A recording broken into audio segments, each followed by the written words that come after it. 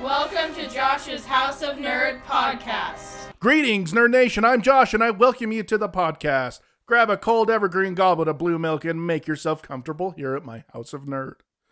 Now for our sponsor. When out hunting on the plains, do you say to yourself in the morning, dang, it'd be nice to have something warm in my belly?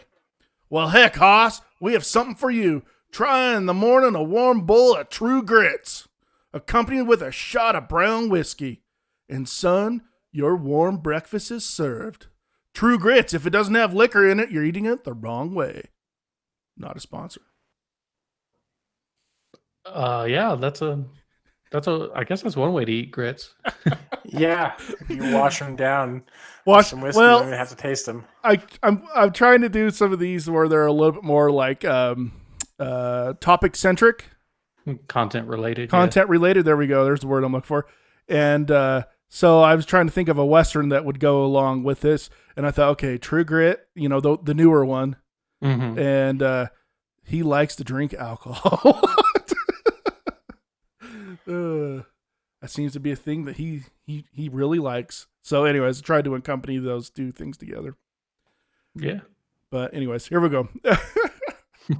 All right, guys. Here today on the podcast, we have Crit and John, and we will be discussing a movie that Crit and I picked from John, which is the movie from Quinton Tarantino, The Hateful Eight, which is a great movie. So let's talk about the movie, guys. What'd you think about this rewatch? Because I think we've all seen it at least once before, right? Yeah, this is my third time. Yep. This is my second. This, I think, would be my third or fourth. Okay. Because I watched the extended one. So I watched it for the podcast, and then I went and watched the extended one to fill in the gaps. So probably fourth. How did you feel about the extended one? Like, did it enlighten you on anything? Is it something that's worthwhile? It was okay. What I really enjoyed about it is that Netflix had it at 4K and an HDR. Okay. Whereas the normal one, they only had an HD. So I enjoyed the higher fidelity and all that jazz more than necessarily felt like it was, you know, the end all be all cut of Hateful Eight. So. Okay. So you didn't feel like it made that big of a difference, but it was maybe a little more immersive? Yeah, it was a little more immersive. Like I said, I enjoyed the higher fidelity. But I love this film for a lot of different reasons. And one of the things that I really, really enjoy about it are the set pieces. I think Tarantino did a fantastic job with every shot he did, especially the outside shots. With, you know, them putting the stakes out to the outhouse, with you know, going into deal with the horses, and just that whole scene setup. Like, I just really enjoy his scenery when he pans out, you know, to these wider shots.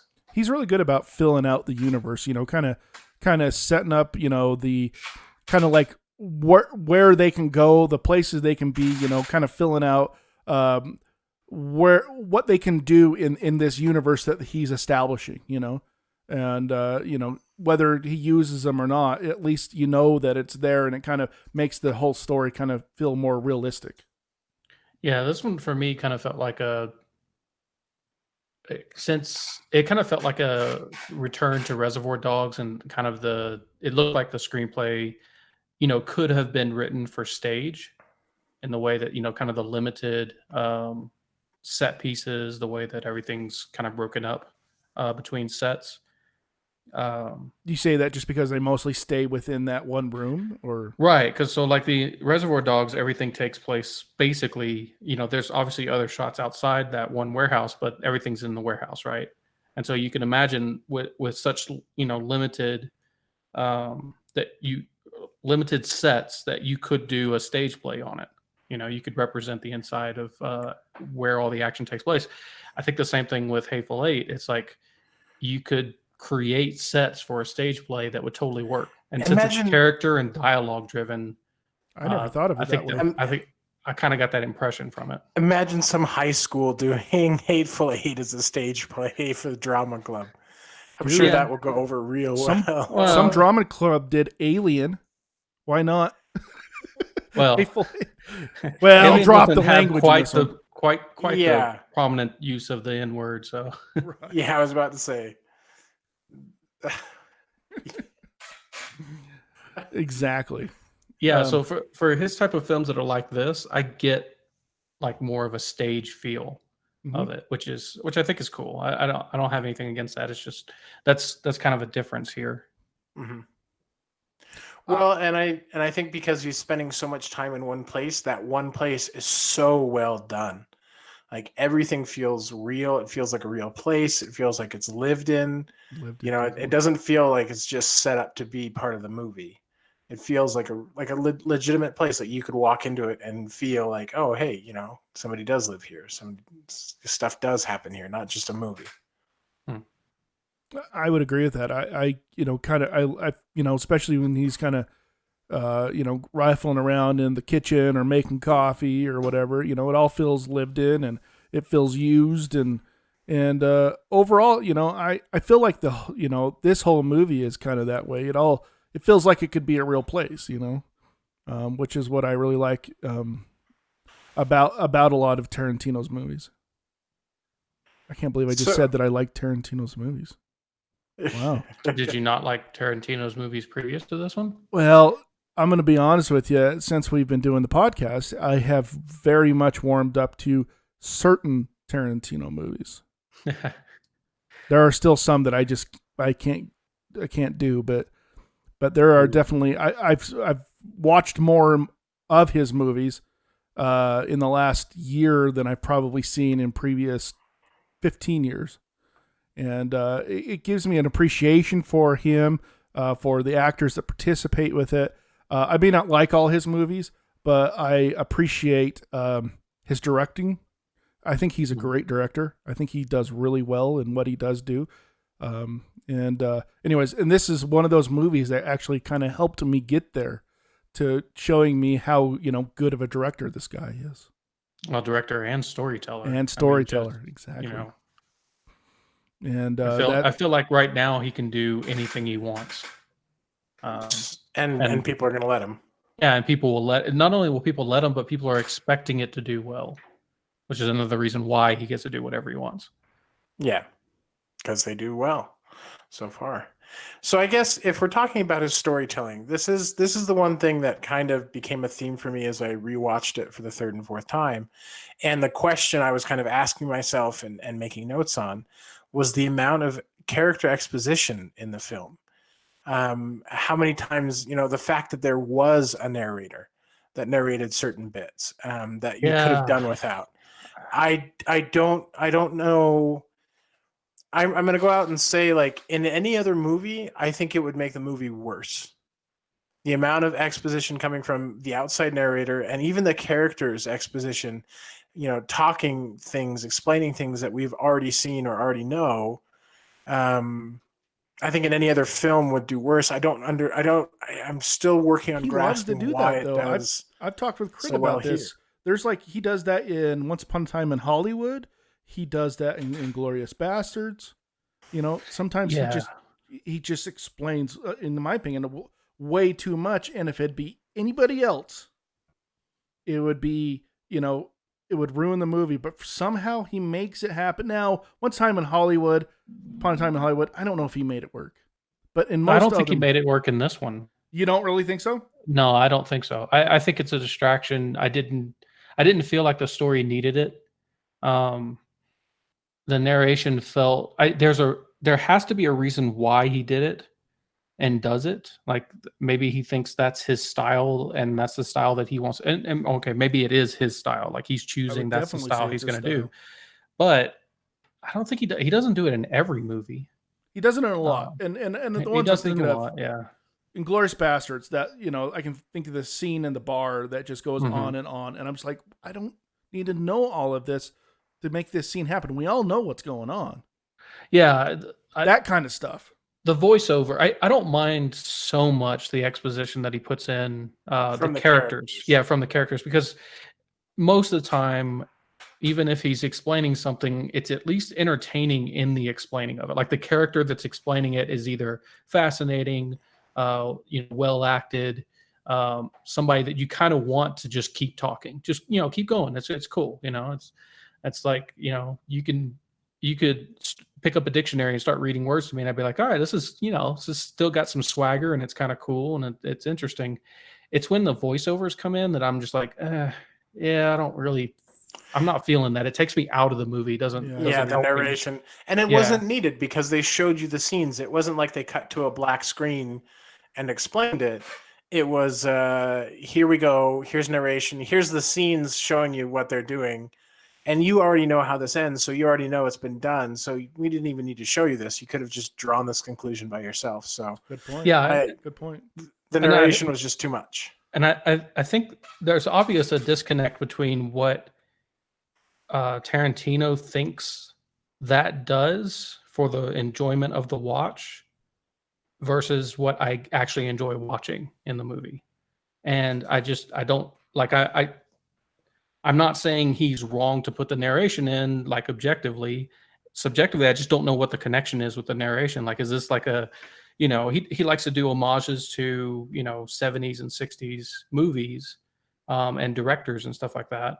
And, I'm like, well, I'm not as familiar with those directors as obviously he is. So maybe there's something there that's like, oh, that's legitimately a cool callback to have this type of narration, like at a meta level in the movie. And I'm like, I don't have the connection necessary to, enjoy that or appreciate that as a thing. And instead, it just comes across as something that's getting in the way of the storytelling itself instead of the story being told to me.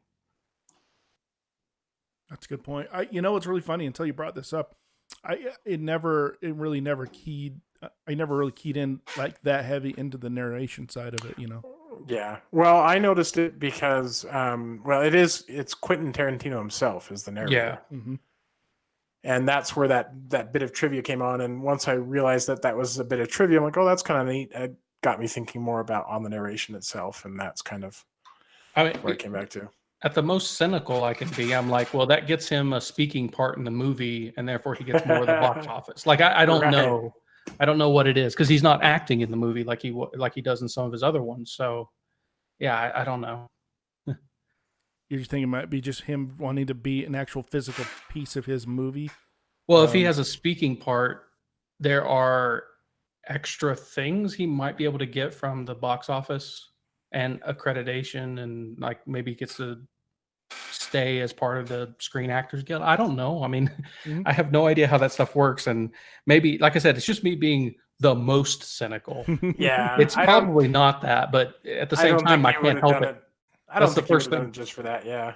Maybe. I don't know. But that's the thing that pops into my mind when the narration starts is like, oh, he found a way to insert himself into this movie for some reason. And I mean, the movie's his, he doesn't need to be inserted, but he's found a way to do so. And I'm, imagining, instead of watching the movie and taking in what's happening, I'm imagining the business moves that this man is making in order to get him, that causes him to do this thing. So it's taken me, I'm out of the movie at that point. I'm concerned about the creation of the movie, not what's going on screen. As he explains something that we've already seen or will see. The redundancy was really weird in this movie. Agreed. The more and more I think about it, the more I was like, yeah, that is kind of strange. That's different from, other movies. Huh. Interesting. But to change the subject, how badass was Kurt Russell? I would literally, that's the next place I was going to go. I was going to go with like, what about that acting, guys? Kurt Russell is fantastic in this movie. Oh my goodness. He's almost had a renaissance himself of like, getting into these good movies and having like good parts, and man, he is stinking good, man. I just love him in that role. Yeah, he is really good. I still say to this day that scene where he starts spitting up blood and all that stuff. Dang, man, freaked me out the first time I watched it. It quite surprised me about what the hell was going on, but that was Tarantino turning it up to 11. Yeah. Well, this is also the same year he did Bone Tomahawk too. Yeah. Same year. Same year. Wow. Yep. Bone Tomahawk came out in 2015. That is crazy. So even if they weren't filming at the same time, I mean, it was right off the heels of one of them. Well, man, he's always been great in westerns. It's like his natural place at this point in time. Yeah, in his Tombstone. Life. Yeah, seriously. Oh yeah, classic. Oh, it's such a good movie and stuff. But Classic. yeah, he's been in some great westerns. Oh my goodness, he's just a great actor. I've liked him a lot, even from his cheesy movies all the way up to, you know. If you lump Stargate into the cheesy movies, I swear I will jump off this podcast. Oh, I wasn't gonna go. I love Stargate. Well, Stargate has some cheesy moments. You got to does. admit. Oh yeah, Okay. I will admit that portion. I love Probably Stargate. has just enough cheesy moments to call it a cheesy movie. I can work with that Yeah. and stuff. Where are you going now, John? Where are you jumping on? I'm jumping off. Um, It's offended me. I'm offended. you know which ones I'm talking about, like cheesy though, like Snake Plissken cheesy type stuff. You know, Escape from New York cheesy. and Yeah. Escape from L.A. cheesy. Yeah, I like those movies. They are wild and crazy movies. They're not good, but they're Yeah. fun. Yeah. Which is fine. Yeah, and stuff. But But no, go ahead. his role in here reminded me of his role in Poseidon. If you've ever seen Poseidon, Yeah, I could see that. I like it haven't was seen that it one. was very much a similar role of kind of this, just a badass. I mean, to be honest, Poseidon's the one with the what do you call it, cruise liner? Yeah, that it flips upside capsizes. down. And I remember the Poseidon Adventure was the original one with like Mhm. Ernest Borgnine, I think, if I remember right. But I haven't You seen would the remake. remember the older version. I didn't ever watch it. I'm saying. I'm saying. No, I'm there's an talking older Josh. No, he's Josh calling would me old. remember the older version. version. Oh, okay. But I've seen pieces and parts of the new one. I just haven't had a chance to see all the way through. But anyway, I didn't realize Kurt Russell was in it actually. But you know, so not only just is his acting like phenomenal, like every person in this movie is fantastic. Matter of fact, there's one that I just ever since you kind of introduced me to him, Crit, I am just loving this guy, Walter Goggins. Yeah, that's what I was going to say. Yeah. Holy, Walter's great. he is so good. Mm-hmm. And before, you know, if you hadn't introduced him to me, I would have been like, okay, yeah, this guy's, you know, I don't know this whatever. unknown character guy, but he's good, you know. And ever since I've got to know him and his patterns, man, he is just good in like almost everything he does. Yeah, I've been following him since The Shield with Chickless. He was in The Shield. Yeah, he was Shane. Yeah, I think he was Shane in The Shield. Oh my The goodness, I second didn't in know that. command for the task force. And then, of course, his work in Justified across from Which is where Timothy I was Olyphant. introduced to him. Yeah, was just great. It was totally great. I think the first time I really paid attention to him or noticed him was in Django Unchained. Yeah, he was really Oh. good in that too. He is really good in it. I was hoping you weren't going to say G.I. Joe 2 or whatever, Oh gosh, because that was such a bad movie. that was such a horrible movie. Is he Or I actually could have in said that movie? Predators. Yeah, He's he's the big bad, I think, isn't he? And I didn't finish that movie. So. I didn't finish that movie either. I got- stopped watching after. know what's like, really they killed funny? You off say you everyone didn't from finish the that first movie? I own both of them. Oh, And I I did- bet you do. But It I doesn't didn't remember surprise me that at he all. was in it. Well, the first one I can watch to the end. The second Nope. one, like when they kill off everyone basically from the first movie. I'm like, why are we? What? This is horrible. Oh, I take that back. I don't own the second one. I was just thinking about it. I own the first one. Absolutely, though. You're right. The second one's pretty poor. That's the one with the the rock first in one it. isn't good either. Shout out, Eric. Shout out, I think Eric. you always have. It's not a I- good movie. I despise the first one, don't and I either. could not actually watch the second one. Oh, it's almost unwatchable. The first one is super cheesy. I love it. Oh, so bad. I didn't realize he was in it. What was the other one you just said he's in it too? Predators. He's in Predators as well. And I thought didn't that remember was that. just okay. It was better than some of the Yeah. other like Alien versus Predator stuff, but it still wasn't like great. Yeah. It was at least more watchable than some of the Alien versus Predator sequels and stuff like that. But I mean, it And had then- some big names in it too. I mean, it had Topher Grace and Fishburne and Adrian Brody. who? isn't it Adrian Brody? Oh yeah, Adrian Brody. Yeah, he was the main. Yeah, he's he's the the main guy. protagonist. Yeah, just like who Adian? Sorry, my bad. Adrian he was doing his best like Batman voice too. It was great. Oh yeah, he was. If I remember correctly. It's the Predators. Yeah, he's all trying to be the gargling rocks. yeah. Oh my goodness. Everybody wants to be Vin Diesel, I guess. That one should be fun. During that But time. yeah, that's right. That is kind of the vibes he was putting off during that movie. Very Vin Diesel-y, very pitch blacky. Yeah. It was big at the time. So yeah, and then on top of that, of course, Samuel L. Jackson turning in a great performance. Fantastic. Now, some of the other people, I can't remember. What is her name? And I know she is a famous actress, but I can't remember her name off the top of my head right now. Jennifer Jason Leigh. You know, you hadn't seen a lot of her since, what, the 90s? And then she's been in a couple of recent movies that have, just like, wow, where has she been all this time? She's great. I'm looking at her list right now. Her cinematography or whatever you call it, filmography. Mm-hmm. I don't know what do you call it. Yeah, film. Oh my gosh, filmography. Her filmography. Yeah. A lot of these look like love story movies that I never would have seen. So, because I mean, she's in movies like 2 or 3 a year, before and after Hateful Eight. So I'm assuming these are just films that I would never watch, like love stories and stuff like that. Stuff I wouldn't come between with a 10-foot pole. Yeah, it's not my style. That's awesome. Yeah, I like her. And then the other guy, the British guy, and Tim Roth. Tim Roth, man. Oh, I like him so much. Like I used to watch him in that show where he used to Lie to Me. I fell in love with him in Lie to Me. I'm like, this show sucks, but Tim Roth is so good. I really liked the first season of Lie to Me, and I could not watch it after the first season. It was just, I was just done. But his acting was so good that it like draws you in. And then, again, not the greatest of movies, but still a good movie. The Incredible Hulk. I liked him Incredible Hulk with Edward Norton. Yeah, where he becomes the evil Hulk. Abominable or whatever his name is. Yeah. Abomination. There we go. Everything I've seen him in, he acts his butt off every single time I see him.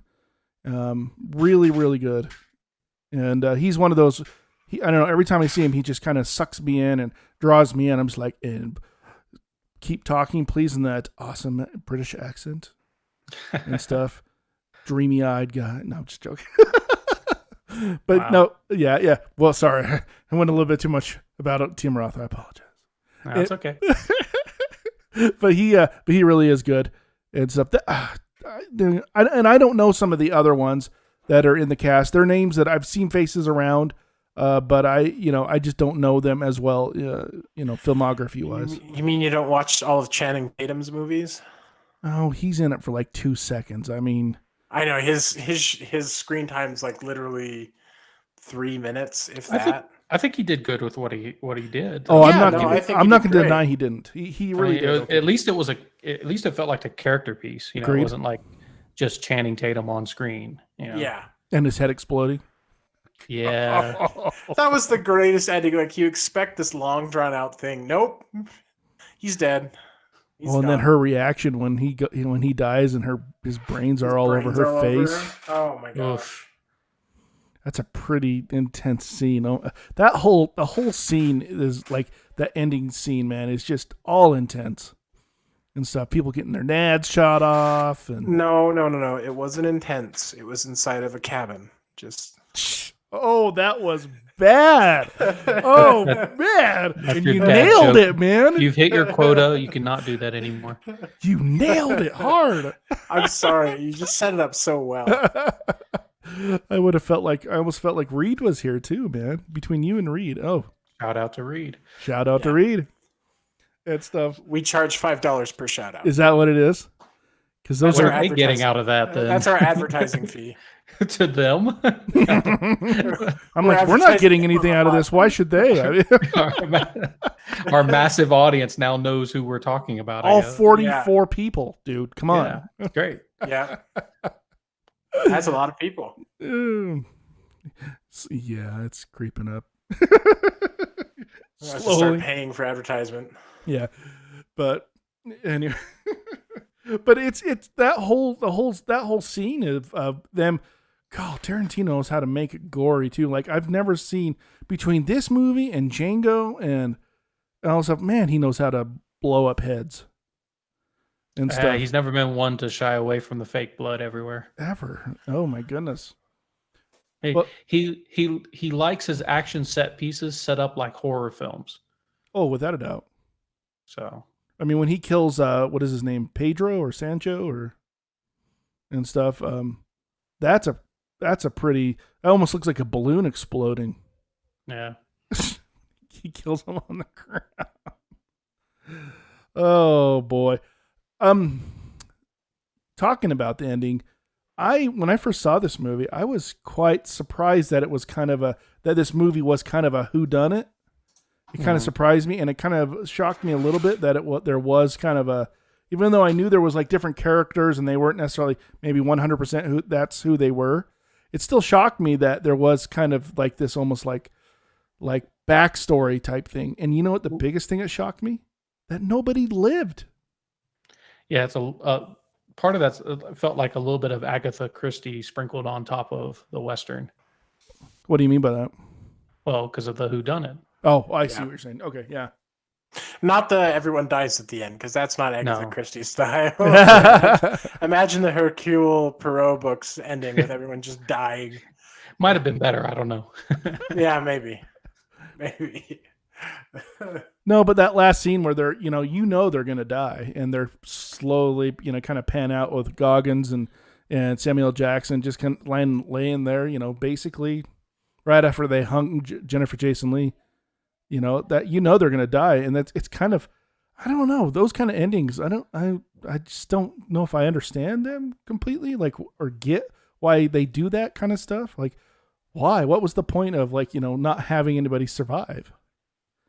Yeah, I don't know. I mean, that's the story he wanted to tell, so that's like as far as you can go with that. But also, it gives some finality to the movie. Like there can't be the Hateful Nine, I guess, or. It kind of shuts at least those characters off from being reused again. So it makes a nice little encapsulated story.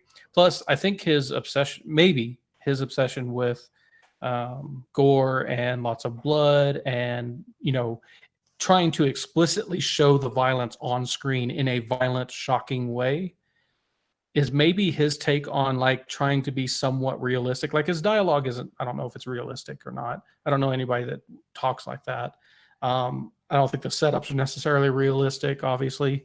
But like his idea about violence and his, and I do think he takes it a kind of a tongue-in-cheek way. I think he's always winking at the audience in most of the movie with where everything's set up and stuff like that. Mm-hmm.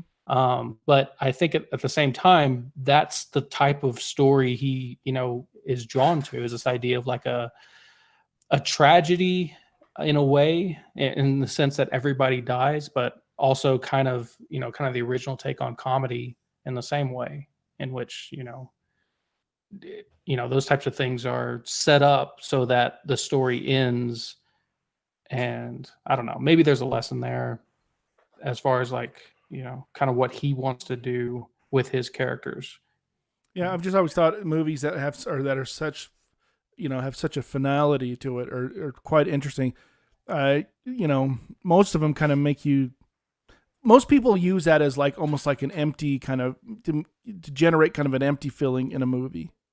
Yeah, maybe. I don't think the weird part is that at least in this movie, those two characters are not good characters. Like they're not good people. Like I'm not like sad that they died. It's like Samuel L. Jackson's character is an absolute bastard. Yeah. The only one I'm sad that dies. Goggins' character is a total racist. Yeah, absolute racist. These aren't good That's a great point. In a happy ending film type way. You know, they're not Shane riding off into the distance, you know, type way. And even Minnie wasn't a necessarily good people. Minnie was a racist. I mean, so it's like nobody in this film was really a good person, except for maybe the one chick that was skinning a chicken. Yeah, we don't know anything about her. Right, and what I'm saying is that, like, in that sense, the finality is fine, but I don't get a sense of like, oh no one's going to live through this. I'm upset by that idea or something like that, or like it strikes me as, you know, somber and tragic. I'm like, no, these type of people live in this type of environment. I'm not surprised by the fact that they're not going to live through this. That's a good point.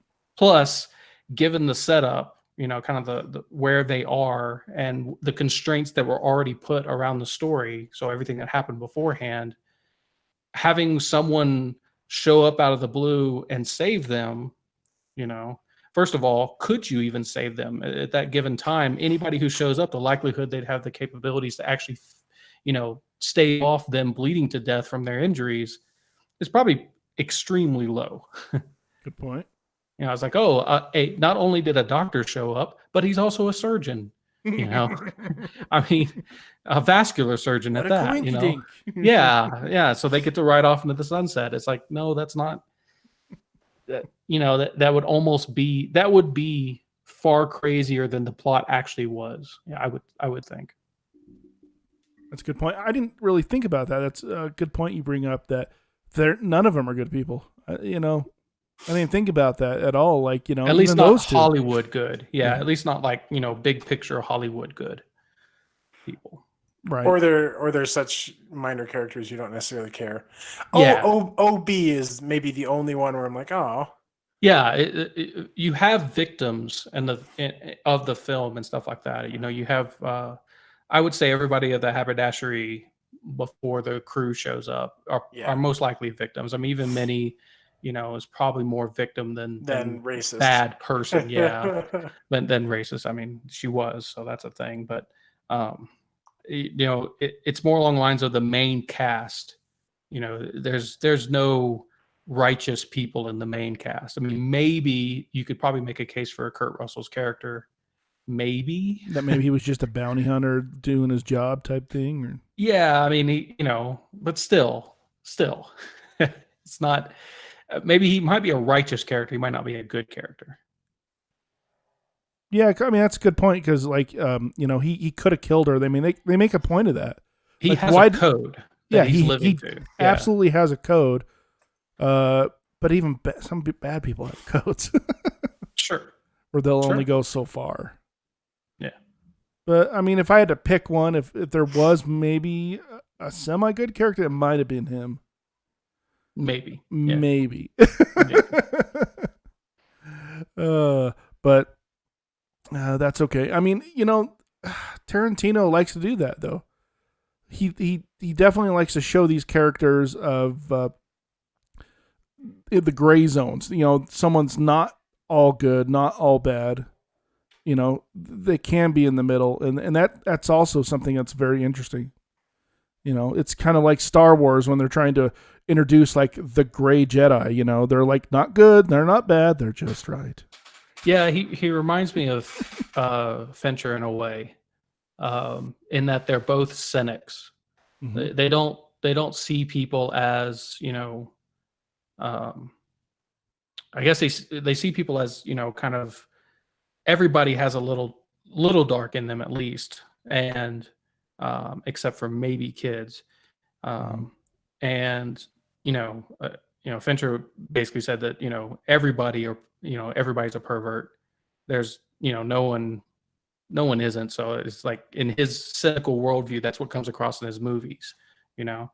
And I think it's the same for I get the same feeling from Quentin Tarantino that he pretty much thinks that everybody is like, all adults are in some sense twisted.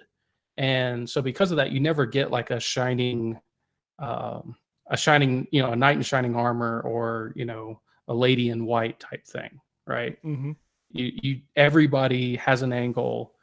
You know, some people have codes and they stick to them, and that might make them righteous, but they're not, you know, traditional book good, you know, type thing.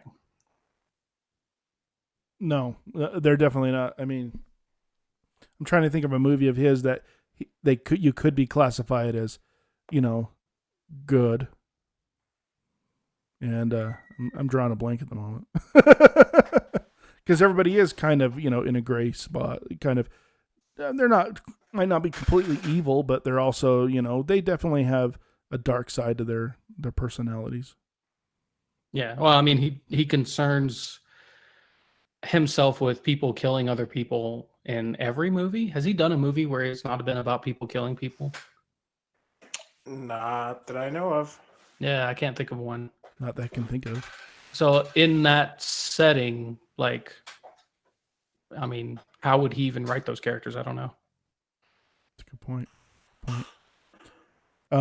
I was going to bring something up too, about before we go talking about it. We've been talking about how good, like, he does kill people in there.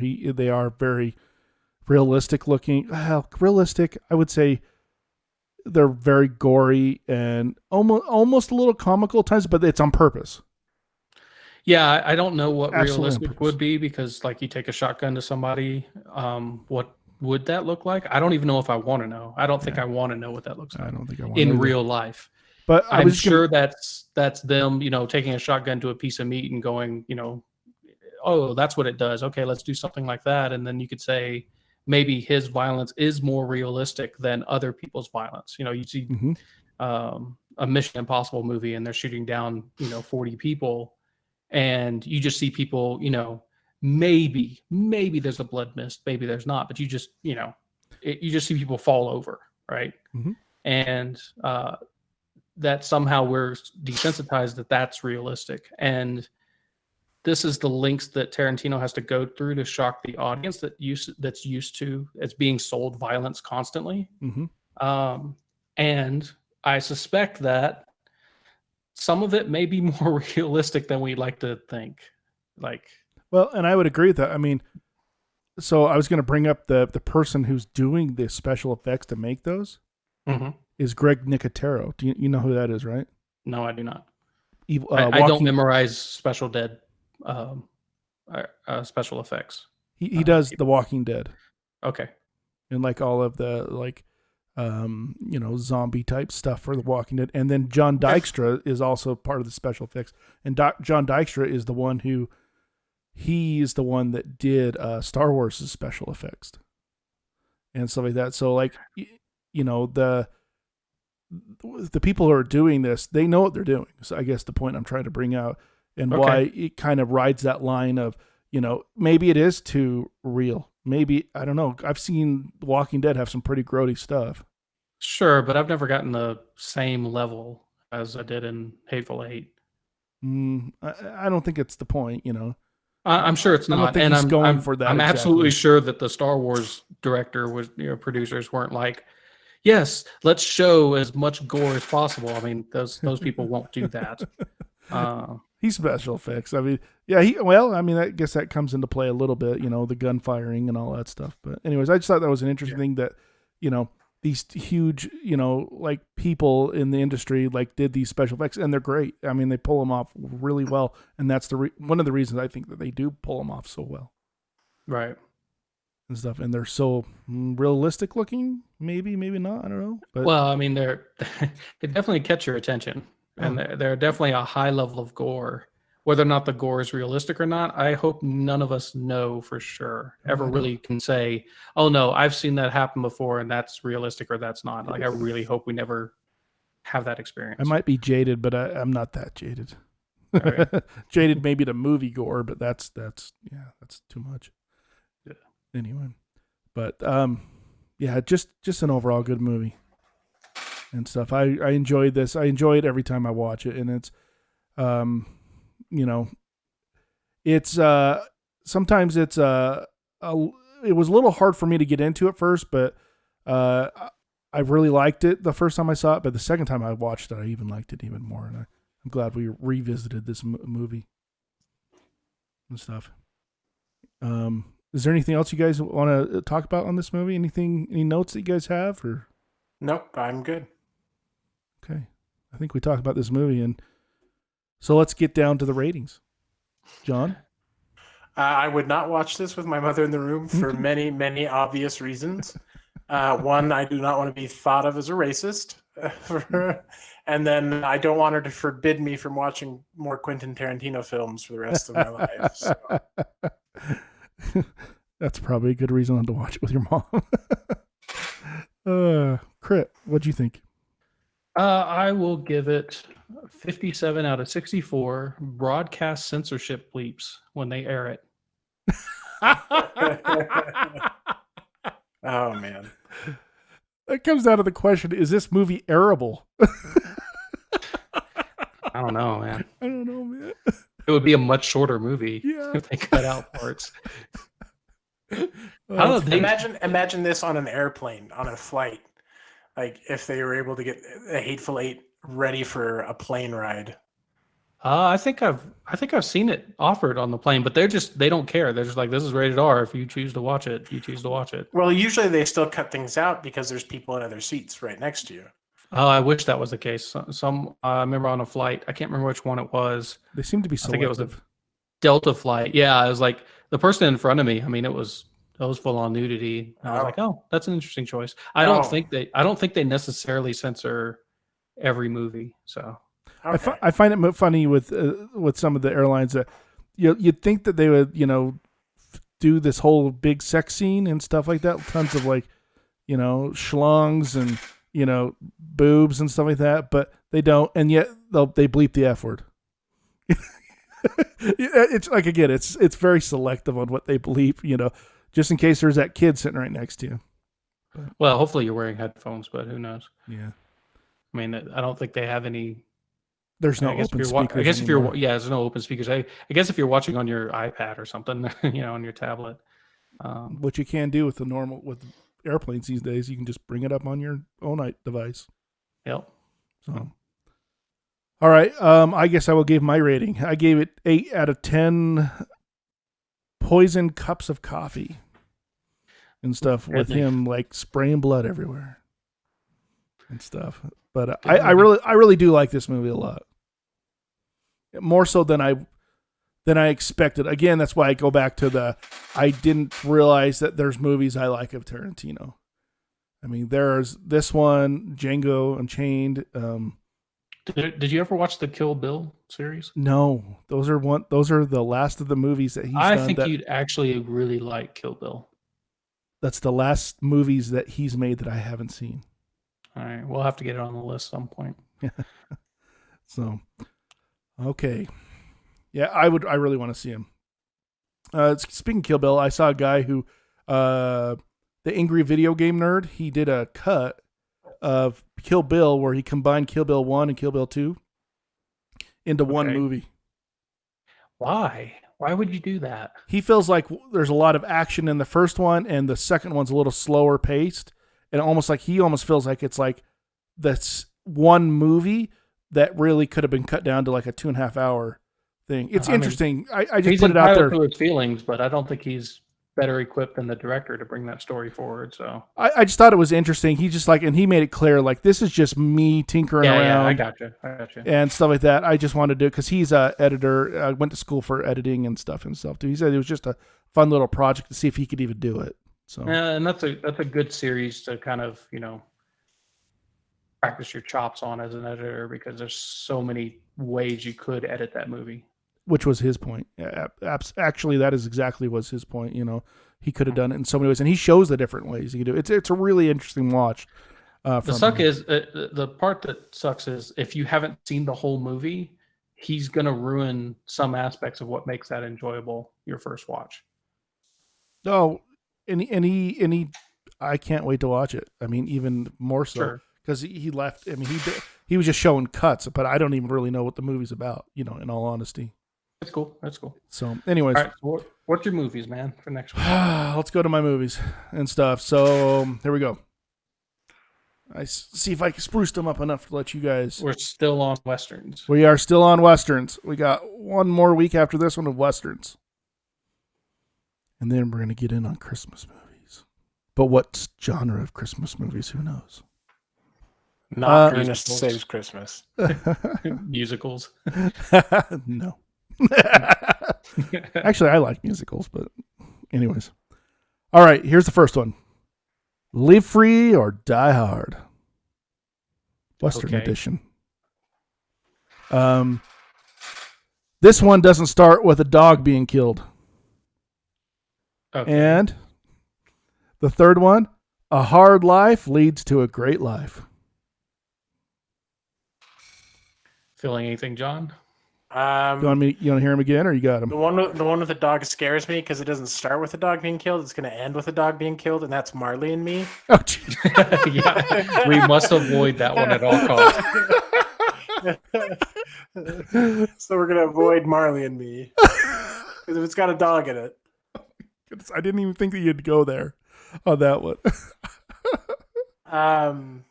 The third one sounds interesting. Yeah, that's what I was thinking also. Okay. So yeah, let's go with the third one then. Is that your... That's the final. That's a great one. I'm glad you... that was one of the two I was really... Well, I like all three of these movies, but... I was going to say, did you pick one you didn't like? There's one on here I've never seen before. Okay. And it was the second one, actually. All right, so what was the first one? The first one was Live Free or Die Hard, which was open range. Okay. What's that? I've seen that one. Yeah, I really like that movie a lot. The second one that I've been told for years is such a great movie, and I've never seen it. Unforgiven with Clint Eastwood. Oh. Yeah. Because it doesn't start with a dog being killed because it's kind of a revenge flick in a sense that he's anyway. I thought you hadn't seen it. I haven't. I read the synopsis. I gotcha. That's what I got from the synopsis anyway. Yeah, it kind of restarted. Yeah, restarted the Westerns. Yeah, that's what an article said. Because I was like, I wanted to pick it, and I didn't want to pick a turd. And I had on here before that Serenity. So yeah, I mean, yeah, that's a Western in space. You can make a Serenity is a lot less of a Western than the TV show is, though. Yeah, the TV show is much more Western in space. Okay, don't keep us on tenterhooks, though. All right, fine. What are we the watching? third one is Dances with Wolves. Ooh. Oh, I haven't seen that this for a really forever. long time, and I really like this movie. A long movie. It is a long movie. Kevin Costner. I think it's Yeah, Kevin you gotta think- you Costner gotta at his best. You got a thing for Kevin Costner because Open Range is Kevin Costner also, isn't it? Oh, it is, isn't it? I didn't even think about Yeah. that. It's a Robert 3-hour Duvall. film. Yeah. I've never seen this film. This is. Oh, 3 you've never hours? seen it? Oh, good. Good. Oh my gosh! It's an epic Western, man. You It's- can't. There's a reason why it did so well at the box office. So yeah, John, you talk about movies a lot that when you're sick, you watched it. yeah. This is one I watched when I was sick. I watched it for the Dances first time. with We had it on Wolves. VHS, and it was one of the first VHSs that we owned. And I would watch this in my room. My mom would let me put the VCR in my room when I was sick from school, and I would watch Dances with Wolves, and I enjoyed the crap out of it every time. I feel like most American homes would either own this one or Last of the Mohicans, but not both. They seem like two different films. 'Cause Maybe. we had Last of the Mohicans, but we didn't have Dances with Wolves. Different household. I'm excited for you to see it if you haven't seen it, and I'm excited for you to revisit it because this is going to be a revisit for me. It's been 20 years since I've seen this movie. Yeah, I probably haven't watched this since the 90s either. So yeah, And it popped in my head when we were doing it, and I was like, yeah, I'm going to go with that. good picks, man. I almost had Django on here, but I was just like, you know what? We've had that's- enough. What's that? We've had enough Tarantino for now, I think. That is exactly the reason I didn't put on here, because I really did enjoy Django, because I only watched it a month ago for the first time Yeah. when it came on Netflix. So anyways, I'm excited to revisit this, and I appreciate all your conversation tonight, guys. Thanks for everything, and as always, may you be excellent to each other and live long and prosper from all of us here at Josh's House of Nerd. Good night to everybody out there. Thanks for watching. For more nerdy awesomeness, please like and subscribe.